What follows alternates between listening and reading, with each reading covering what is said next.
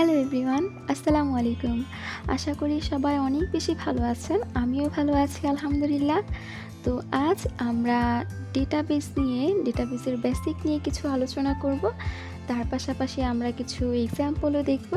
তো yes, without any further delay, let's begin.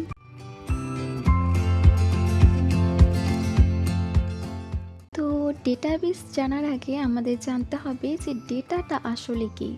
তো ডেটাটা হচ্ছে এটা collection of distinct small unit of information, আর এটা হচ্ছে যে আনঅর্গানাইজড একটা র ম্যাটেরিয়াল যেটাকে পরবর্তীতে প্রসেস করে আমরা ইনফরমেশন অ্যান্ড মিনিংফুল একটা কনটেক্সটে দাঁড় করাবো। ঠিক আছে, তো ডেটা মানে হচ্ছে যে raw material, unprocessed, unorganised and undefined.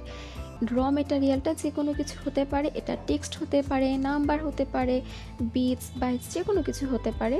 তো এই র মেটেরিয়ালটাকেই আমরা ডেটা বলবো। এখন আমরা ডেটা অ্যান্ড ইনফরমেশনটা কি সেটা জানবো। ডেটা তো আমরা জানি যেটা হচ্ছে আনঅর্গানাইজড অ্যান্ড আনপ্রসেস, এটা মিনিংফুলও না একটা জিনিস।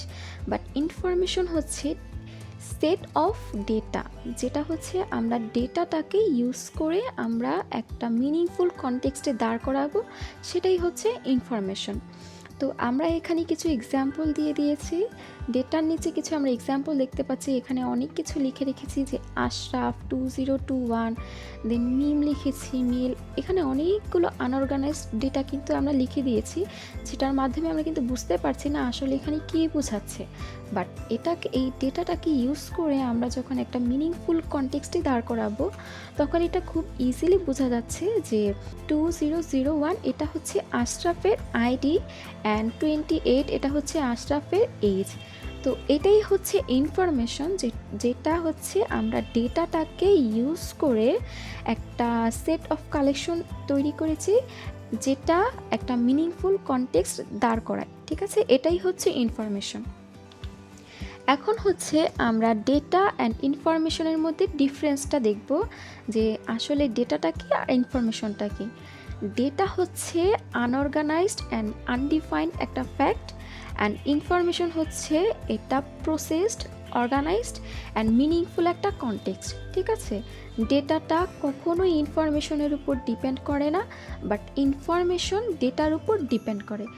বিকজ আমরা ডেটাটাকে ইউজ করে, ডেটাটাকে প্রসেস করে যেহেতু আমরা ইনফরমেশন কনটেক্সট দাঁড় করাচ্ছি, তাই অফকোর্স আমাদের ইনফরমেশন কালেক্টের জন্য বা ইনফরমেশন তৈরি করার সময় আমরা ডেটাটার উপর ডিপেন্ড করি। ডেটাটা এটা বিটস অ্যান্ড বাইটসে এটা মেজার করা হয়, বাট ইনফরমেশন কিন্তু কখনো বিটস অ্যান্ড বাইটস হিসেবে কাউন্ট করা হয় না।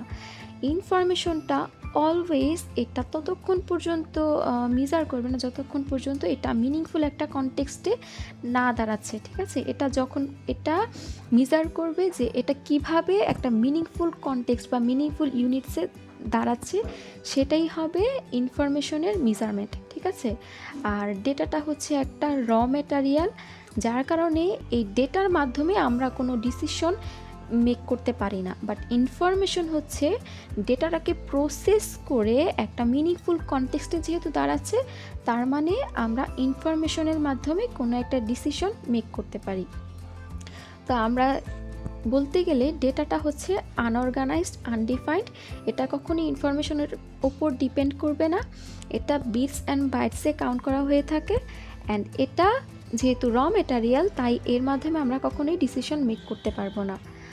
আর ইনফরমেশন হচ্ছে যেটা খুবই প্রসেস করা থাকবে, অর্গানাইজ থাকবে, ঠিক আছে, অ্যান্ড ডিফাইন্ড থাকবে, অ্যান্ড এর মাধ্যমে আমরা মিনিংফুল একটা কনটেক্সট পাবো, এটা হচ্ছে ইনফরমেশন। অ্যান্ড ইনফরমেশন অলওয়েজ ডেটার উপর ডিপেন্ড করবে, এটা মিনিংফুল ইউনিটের উপর মেজার করা হয়। অ্যান্ড এটা হচ্ছে যেহেতু আমরা বুঝতে পারছি আসলে ইনফরমেশনটা কি, তার মানে ইনফরমেশন দিয়ে আমরা ডিসিশন মেক করতে পারি। ঠিক আছে, এখন আমরা আলোচনা করব যে ডেটাবেসটা আসলে কি। আমরা ডেটাটা কি সেটা বুঝে ফেলেছি, এখন হচ্ছে আমরা ডেটাবেস নিয়ে আলোচনা করব।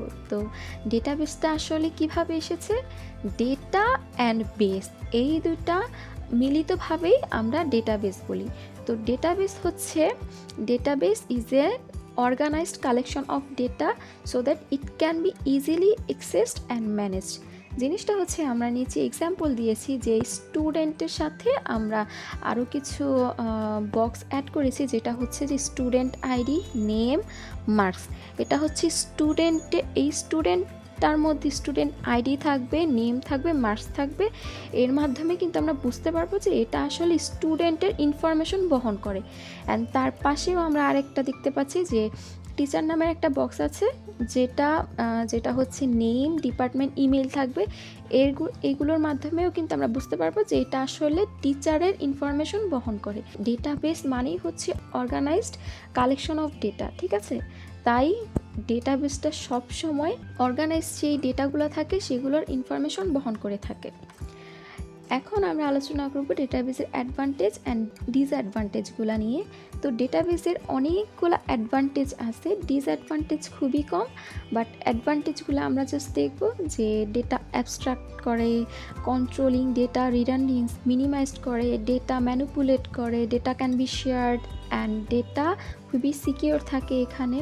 তারপরে ডিসিশন মেকিংয়েও অনেক বেশি হেল্প করে, যেহেতু এখানে আমরা অনেকগুলো ইনফরমেশন কালেক্ট করে রাখছি, তাই আমরা এখান থেকে ডিসিশন মেক করতে পারি, ঠিক আছে? অ্যান্ড এখানে খুব অল্প কিছু ডিসঅ্যাডভান্টেজ আছে, ওইগুলো জাস্ট আমরা এমনি দেখব যে cost of hardware and software, cost of data conversion and cost of staff training.